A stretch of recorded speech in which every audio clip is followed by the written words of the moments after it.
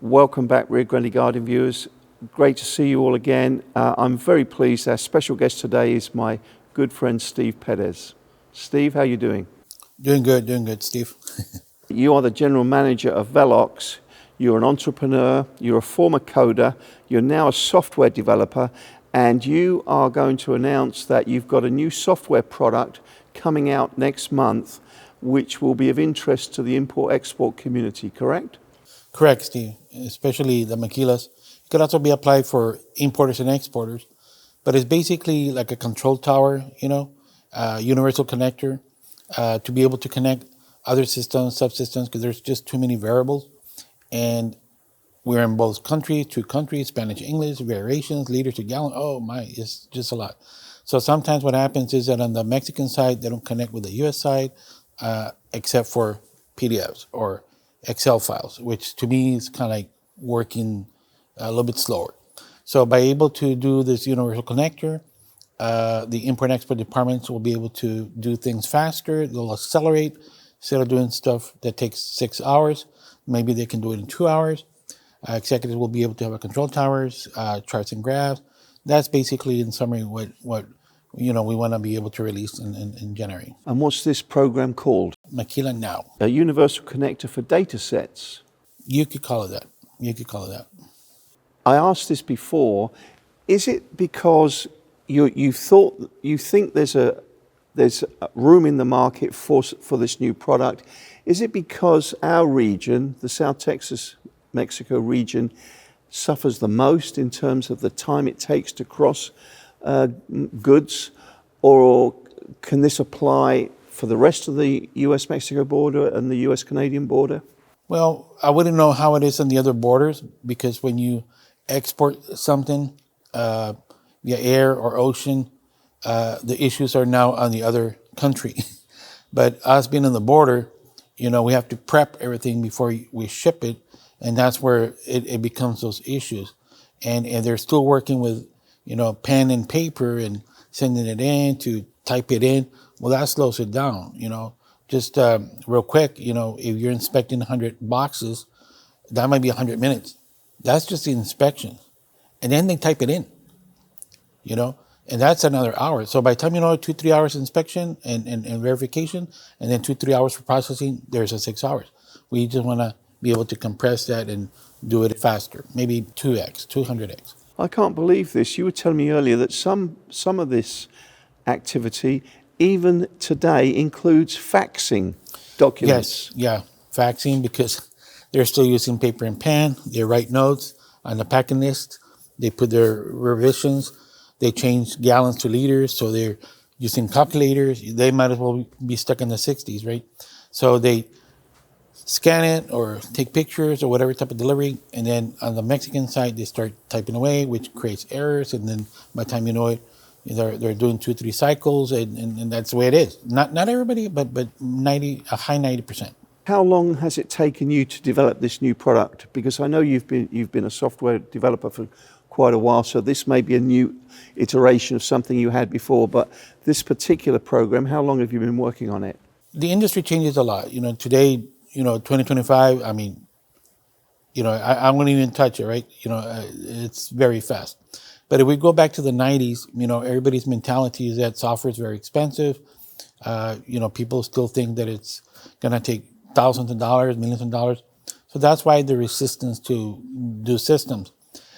Today, we're in the web, we're online. So those systems are a little bit better. So we've had systems from earlier 90s, which was a little bit more local networks. I won't get into that. But they worked. I still remember, I'm the only guy that took 4-hour lunches. I felt embarrassed, but I dropped it to 3. And that's when I said, whoa, computers are powerful when you share. And that was before we had the internet, or at least dial-ups. So that's the way the ideas came, from my early days when I was in Mexicana Airlines in the 90s, and then becoming a developer in the 2000s and helping the Maquilas Now. So it's kind of like a version 3, so to speak. But today it's a little bit more web than back then LAN. And I understand that you've sort of speeded up the launch of this new software because of the fear of the tariff wars that could happen. And so this is products coming out earlier than you probably envisaged. It's going to be very messy, right? The tariffs can come in and we got to update the systems. Not just maquilas, but importers in Mexico want me to say, well, what's it going to cost? Should I buy it? Should I buy it from the U.S.? Should I buy it from what country? So the system will also help, comercializadoras, which is basically third-party importers or direct importers as well, be able to get a preview and a landing cost before they buy. And that's the advantage. And if they do purchase the items and pass it through here, it brings more traffic to our area, which is what we're trying to do, funnel traffic through Brownsville and Matamoros. Let's broaden the subject if we can. So you're just speeding up the time it's going to take to get the goods crossing north-south or south-north, whatever. But still, that still means that it doesn't change the fact that that's like a pass-through economy. That's all the warehousing and logistics is. There's no added value to any of this, or is there? There could be. For example, we're so fast, we can add value on the speed. And that's much faster than Laredo. There's always complaints about Laredo that it's too big and it takes too long. And yes, I still remember one time I was moving an aircraft engine and the lady over there tells me, no, we're crossing tomorrow, right? Because it was so saturated. And that was just one document, 2 lines. So same day imports or expedites or those type of, trade can come our way, and that creates wealth. You're not limiting the sale of this product to the Rio Grande Valley or Brownsville. Our viewers in Laredo might hear this and say, oh, well, we need this. We need this product, and that might speed things up for Laredo as well. Correct. Not necessarily the bridge, but there's an interesting thing in Laredo, and this is where I used to cross my aircraft engines. You just do it in the mornings, right? Because everybody, remember, revision, some of them are still doing paper-based, 2 hours, 3 hours in the morning, 2-3 hours in the afternoon. There's a 6 hours. Everybody jams at 4. It's horrible, right? But if you're so fast to do the processing, you're doing stuff at 10 in the morning, and guess what? There's not a lot of traffic. But you can build wealth by selling expedite. And that's what we would offer to those type of customers, if they need it from Laredo all the way to San Diego. So there are similar products on the market already, and if there are, what's special about your product? Mainly, some of those platforms, some of those software are geared towards helping small and mid-sized companies. I haven't seen one do for the maquilas. If not, they would be here. I haven't seen them in 30 years, right? So, yes, there is, but it's mainly in the U.S. The ones we're doing is helping our sister city, Matamoros, and also Mexico, and trying to bring traffic through here so that way we can bring expedites or bulk stuff or just continue to increase, cargo traffic.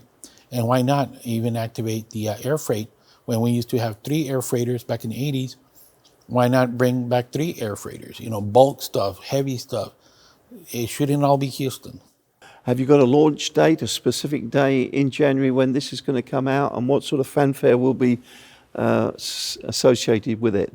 January 15th, we're doing a software launch out of here from eBridge. Yeah, you mentioned the eBridge Center. That's where we're filming, and that's where you're based. The eBridge Center for Business and Commercialization is the biggest incubator south of San Antonio. As we bring that up, do you want to give a shout out to your colleagues here? What's this center like? It's very modern, very centric. I think it helps the ecosystem of being an entrepreneur. The staff is very friendly. We have the city with the BCIC supporting, the space. We also have UTRGV and other sectors to help collaborate. And they could have not chosen a better location. So we're in the right place here. Are we here at the right time as well? Yes, I believe so. Because Laredo's too big, and even if something moves our way, it'll be like 30% for us. Houston is too big. If a few come our way, it'll be another 30%. We'll grow 60% in the next 10 years.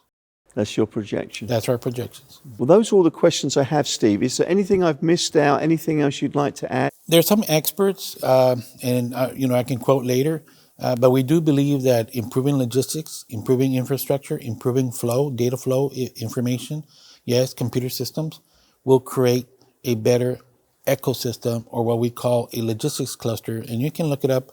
There's a book called The Logistics Cluster, and he says, and I'll quote him, right? This is Joseph. He says, bring logistics first, and the manufacturing will follow, because it will create something in synergy to something that has never been seen before except Shenzhen, a small Chinese village in China that the government helped with foreign trade zones and free trade zones. Well, guess what? We have a foreign trade zone here. We have we have a few things. So we're missing a few little components in the logistics space, and I think that will bring a lot of manufacturing. So the shout out you gave there, the book Logistics Clusters by Yossi Sheffi. Yes. Well, Steve, thank you so much for today's interview. As always, when we connect with you, we learn a lot. And please keep us in the loop as this software develops and hits the market. Thank you, Steve. Thank you for having us.